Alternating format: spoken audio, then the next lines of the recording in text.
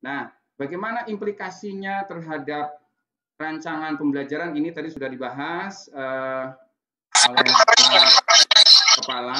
Saya ingin menambahkan, menguatkan Bapak Ibu bahwa PTMT ini belum tentu dilakukan, belum tentu bisa dilaksanakan. Yang pasti berarti PJJ. PJJ bisa daring atau bisa juga luring. Nah, yang ingin saya tekankan ketika PJJ daring, Bapak Ibu, nah, harus ada PJJ daring. Ya, mau nggak mau, walaupun daring hanya menggunakan WA. Nah, oke. Saya kira saya punya beberapa data dari SMP 1 Pulosari, bisa hampir 100% anak bisa melakukan itu kalau dari tahun-tahun sebelumnya. Nah, jadi artinya apa? Artinya nanti ketika daring ini ada sinkronus dan asinkronus.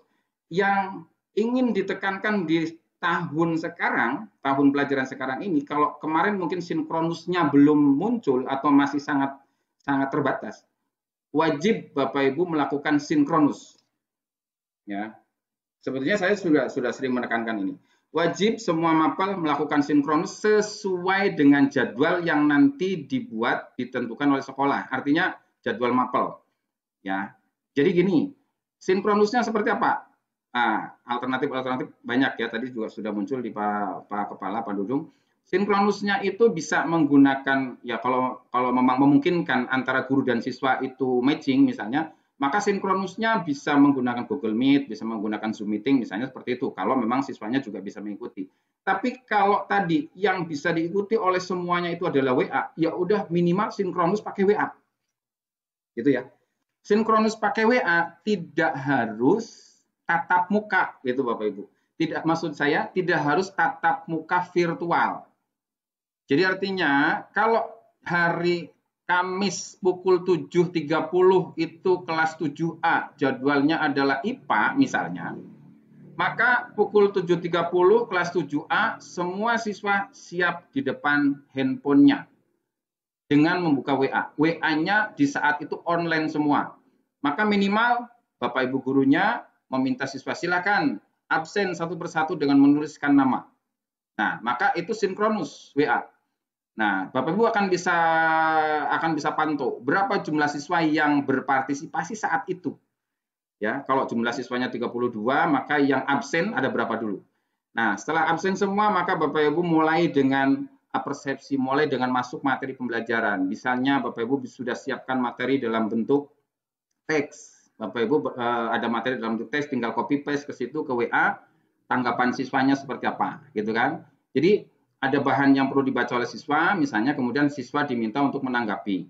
Nah, nanti tanggapan-tanggapan itulah sebetulnya proses belajar. Ada siswa memberikan tanggapan, siswa memberikan pertanyaan, dan lain sebagainya secara sinkronus walaupun hanya chatting di WA.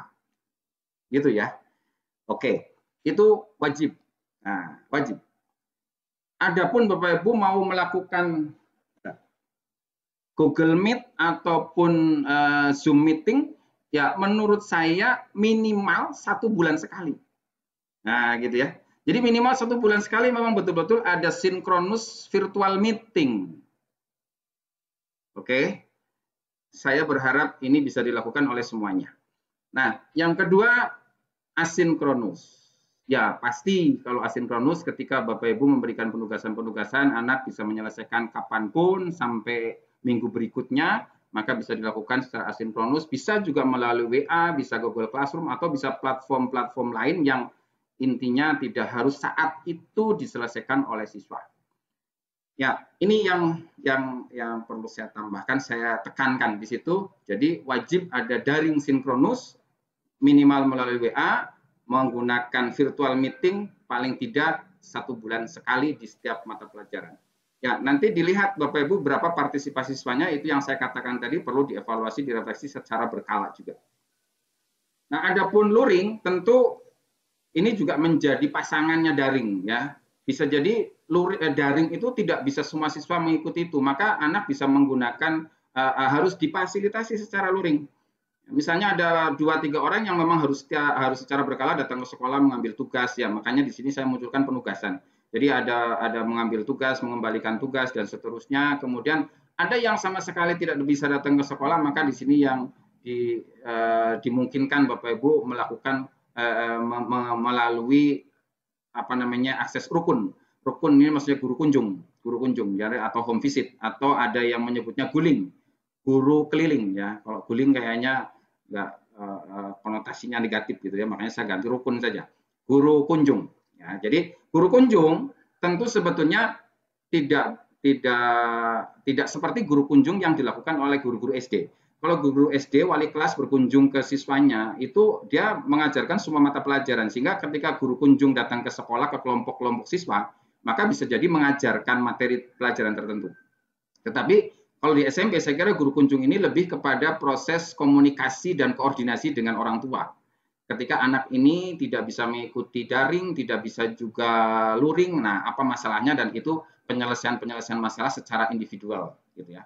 Nah, kecuali memang ada satu kampung tertentu yang memang anak tidak bisa online sama sekali, ada banyak siswa di situ, mungkin bisa dibikin satu kelompok kayak TKB ya, kalau di SMP terbuka seperti itu misalnya, ya itu bisa saja diberlakukan guru kunjungnya betul-betul mengajar di situ gitu.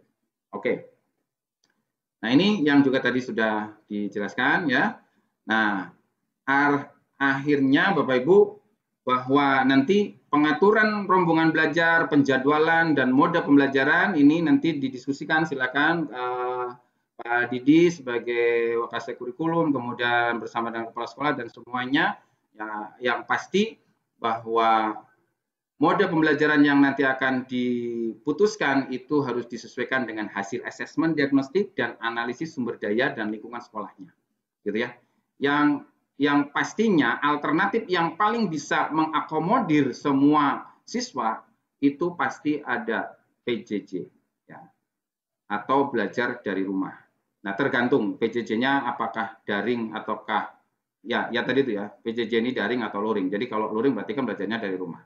Jadi saya sarankan lebih fokus Ibu dan Bapak memikirkan PJJ. Kalau tatap muka, kalaupun misalnya diberlakukan, tadi sudah ada beberapa alternatif. Misalnya tatap muka itu masuk siswa itu 2 harian. Kelas 7 2 hari, kelas 8 2 hari, kelas 9 2 hari. Atau 3 harian. 7, 8, 9, satu kelompok masuk Senin Selasa. The recording has stopped. Kemudian Kamis, Jumat, Sabtu, kelas 7, 8, 9 masuk semuanya kelompok yang kedua misalnya.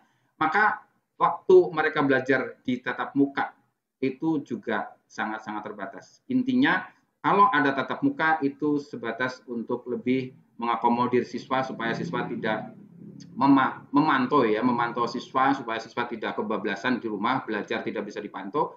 Nah, sehingga ketika ada di sekolah bisa dipantau, bisa diberikan masukan-masukan oleh Bapak Ibu guru wali kelasnya, termasuk juga bisa membahas materi-materi penting yang bagi anak itu menjadi kesulitan belajar di rumahnya masing-masing. Saya kira itu yang bisa saya paparkan Bapak Ibu semua sebagai bahan Ibu dan Bapak nanti untuk melakukan diskusi, menentukan seperti apa pembelajaran di SMP 1 Pulosari. Ya, adapun ada atau tidak ada tatap muka, Bapak Ibu, yang pasti ada pembelajaran jarak jauh yang harus dirancang. Dan tentu ini akan menjadi fokus yang nanti harus diselesaikan oleh Wakasek Kurikulum, bagaimana membuat alternatif jadwal Pak Didi ya. Jadi alternatif jadwal, jika ada tatap muka maka kita bikin jadwalnya seperti ini. Kalau tidak ada tatap muka berarti ada PJJ daring yang didesain. Saya ulangi sekali lagi, ketika PJJ daring Bapak Ibu pastikan ada sinkronus yang dilakukan oleh Ibu dan Bapak sesuai jadwal mata pelajarannya masing-masing walaupun menggunakan WA. Gitu. Ya.